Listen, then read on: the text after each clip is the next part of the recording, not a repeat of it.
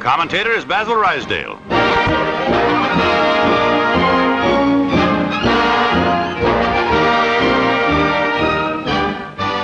A sensational disaster unrevealed during the war. The British battleship Barham is torpedoed, capsizes.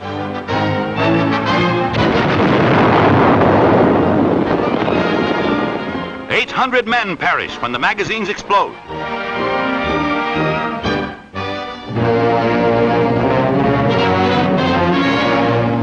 Hitler's most terrifying secret weapon, the V-2 rocket, is disclosed.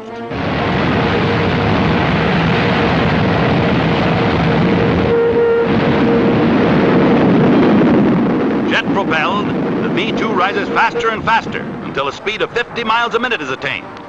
No defense against it has been discovered.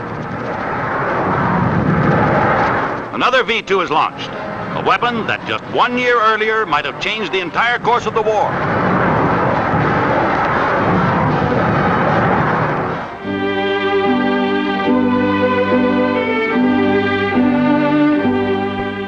A funeral train rolled slowly past the grief-stricken people of a little town in America.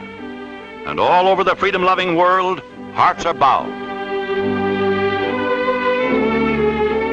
All that is mortal of Franklin Delano Roosevelt, 4 times President of the United States, leaves Washington. Vice President Harry S. Truman takes the oath of office on April 12, 1945, and succeeds to the presidency. At Hyde Park, New York, it is a soldier's funeral, with all honors to the nation's departed commander-in-chief.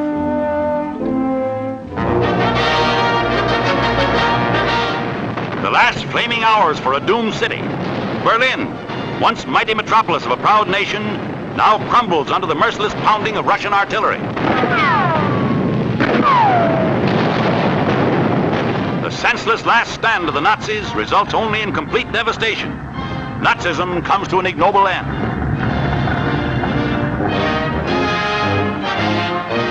General Dwight D. Eisenhower treasures a gift of the pens the Nazis used in surrendering.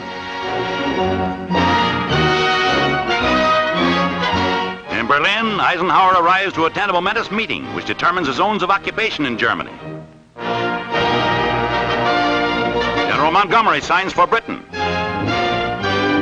Zhukov signs the agreement for the Soviets. General Eisenhower signs for the United States. It is a proud moment for Winston Churchill, Prime Minister of Great Britain, as he reviews the victorious Canadian and British troops in Berlin. President Truman, flying to Germany for an Allied conference, salutes an American division. At Potsdam, the President reviews the Army of Occupation, where once the Kaiser's legions paraded. If we can put this tremendous machine of ours, which has made this victory possible, to work for peace, we can look forward to the greatest age in the history of mankind. That's what we propose to do. The flag that flew over the Capitol at Washington on the day of Pearl Harbor is raised at Potsdam.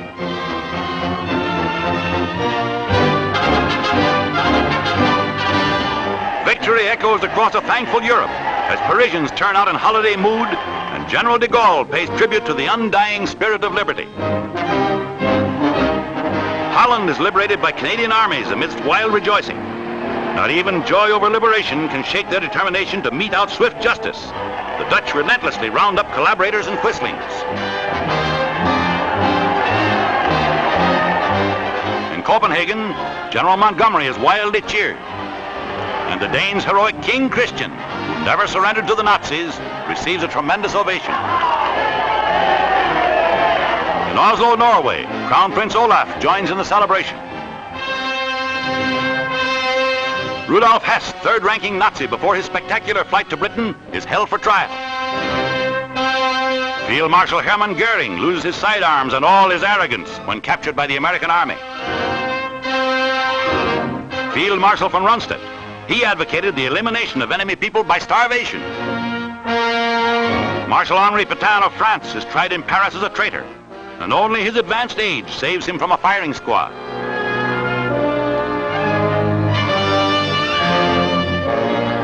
The hated collaborator Pierre Laval goes on trial, and his arguments fall on deaf ears. Swift French justice condemns him to be executed. In Manila, the Jap General Yamashita faces a military court of 5 American generals. Revolting crimes are charged against him. One of the greatest scenes in American history is filmed on Iwo Jima by a daring cameraman. On the costly battlefields of Okinawa, the final campaign against Japan is fought to a finish. Signal Corps, Marine, and Air Force cameramen follow the 10th Army into the Oroku Peninsula in their final mopping-up drive that smashes the remnants of once powerful Jap forces.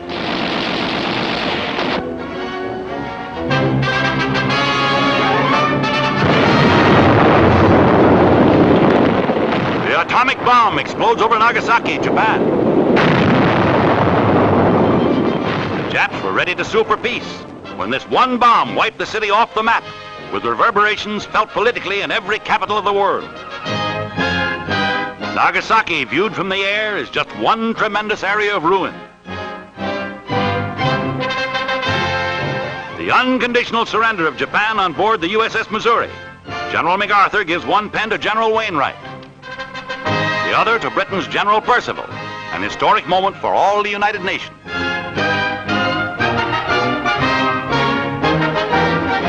The first American occupation troops to enter Tokyo, the famed 1st Cavalry Division, liberators of Manila.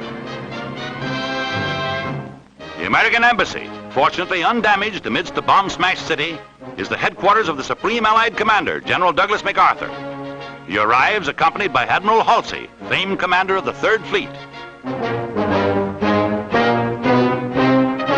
The same flag that flew over Rome and Berlin is raised over Tokyo.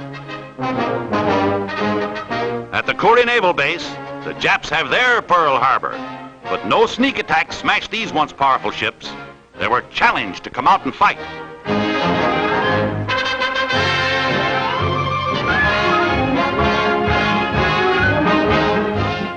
VJ Day halts the redeployment of thousands of troops from Europe to the South Pacific, and the greatest American army in history begins a slow process of demobilization. Ships laden with veterans who smashed the German armies in the West pour into East Coast ports.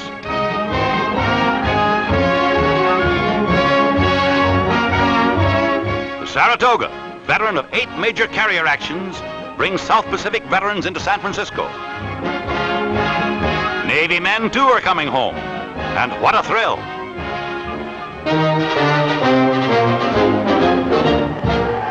"5 million New Yorkers turn out to celebrate Navy Day and cheer President Truman as he passes up 5th Avenue en route to review the greatest armada of fighting ships ever assembled. Strung out for miles at anchorage in the Hudson River, the fleet thrills vast crowds of spectators thronging Riverside Drive. Here are veterans of historic naval actions, their crews saluting as the President's ship passes. And carrier planes fill the skies overhead.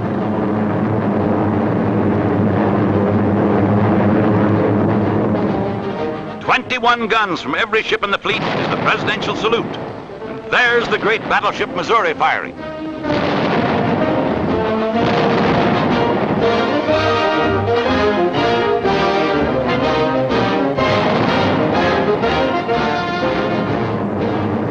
This is the majestic climax to Allied victory on the 7 seas. Battle veterans of the mighty naval forces are home at last from the Atlantic, the Pacific, and all the far-flung fighting areas of the greatest war in history.